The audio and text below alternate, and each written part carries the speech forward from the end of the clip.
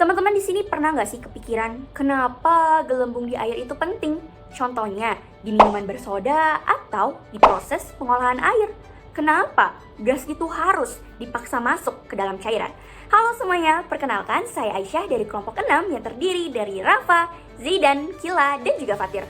Nah, fenomena yang disebutkan tadi itu disebut dengan gas liquid dispersion. Lalu, apa sih gas liquid dispersion itu? Yuk kita bahas! Gas liquid dispersion sendiri adalah proses mendispersikan gas ke dalam cairan dalam bentuk gelembung kecil. Tujuannya adalah untuk memperbesar luas kontak antara gas dan cairan dan supaya interaksi antar keduanya jadi lebih efektif. Secara ilmiah, proses ini berkaitan dengan perpindahan massa dari gas ke cairan. Semakin kecil ukuran gelembung, maka luas permukaan kontaknya semakin besar, sehingga proses transfer, misalnya oksigen ke dalam air, jadi lebih cepat. Namun, gelembung ini tidak hanya terbentuk begitu saja. Dibutuhkan sistem agitasi yang mampu memecah gas menjadi gelembung halus. Lalu, bagaimana cara kerja agitator dalam proses ini? Yuk kita lanjut ke pembahasan berikutnya. Baik, pada bagian ini saya akan menjelaskan mekanisme kerja agitator dalam proses dispersi gas ke dalam cairan. Yang pertama, agitator atau impeller berfungsi untuk mengubah energi mekanik menjadi energi turbulen di dalam sistem. Ketika impeller berputar, terbentuk turbulensi yang tinggi di dalam fluida. Nah, turbulensi ini sangat penting karena mampu memecah aliran gas menjadi gelembung-gelembung yang lebih kecil. Selanjutnya, dengan terbentuknya gelembung gas berukuran kecil tadi, maka luas permukaan kontak antara fase gas dan fase cair akan meningkat secara signifikan. Peningkatan luas permukaan ini berpengaruh langsung terhadap efisiensi transfer massa, sehingga proses difusi gas ke dalam cairan menjadi lebih cepat dan juga lebih optimal tentunya.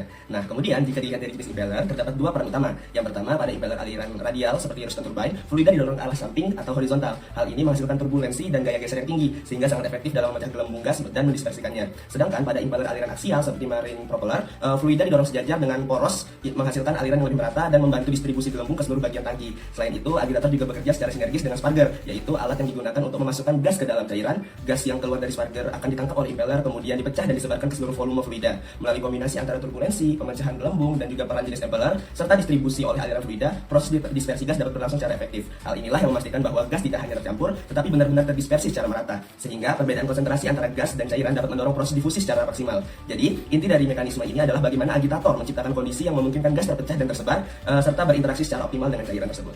Dalam sistem gas liquid dispersion, pemilihan jenis agitator menjadi faktor kunci karena memengaruhi efisiensi dispersi gas, stabilitas aliran, serta konsumsi energi. Salah satu yang paling umum digunakan adalah Royston turbine, yaitu impeller membentuk piringan dengan 6 bilah radial yang menghasilkan gaya geser tinggi sehingga efektif memecah gelembung gas.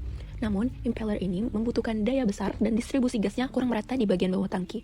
Selanjutnya ada concave turbine, yaitu dengan bilah melengkung yang mampu mengurangi hambatan aliran. Akibatnya, konsumsi daya lebih rendah, distribusi gas lebih merata, dan performanya lebih stabil terhadap peningkatan laju alir gas.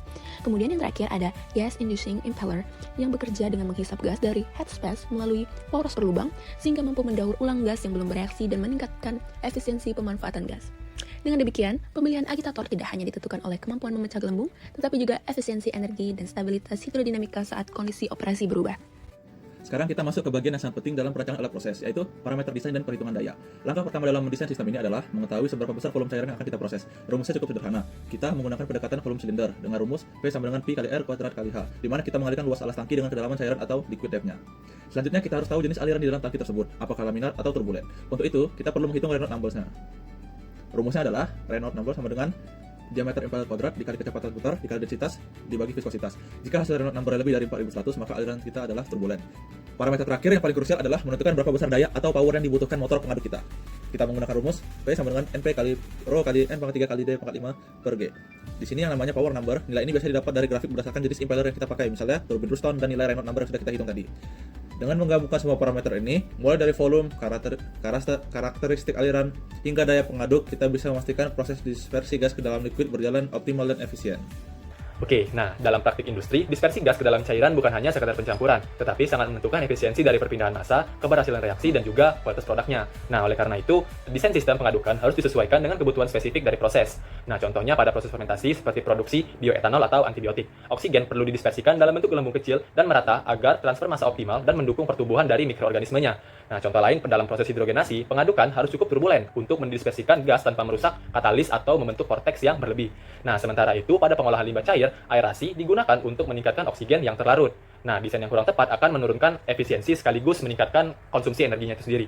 Nah, dengan demikian, setiap sistem dispersi gas cair harus dirancang sesuai dengan karakteristik fluida dan tujuan proses agar dapat bekerja secara optimal dan juga efisien.